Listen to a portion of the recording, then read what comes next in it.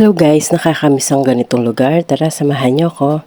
Bago nga pala pa kami pumunta to, nag-visit muna kami sa Apo. Siyempre magpasalamat tayo sa mga blessings na binigay niya lalo na ng nakaraang taon at continuous blessings pa rin ngayong taon na to.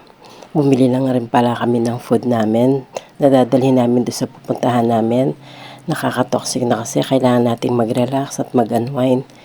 Ito na nga pala, papunta na nga kami pala dito sa Clark. Kasama ko yung asawa ko. May baon nga pala kaming mga food para mag-coffee at makapagkwentuhan. Namiss ko nga pala yung ganitong setup. Ito nga, nagbaon kami ng empanada. Napakasarap pala ng empanadang binili namin.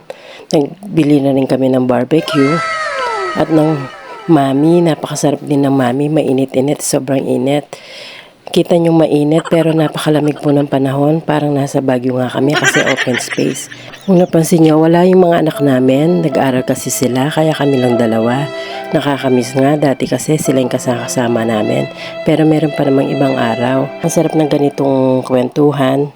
Mga bagay-bagay na pwede nyong pag-usapan.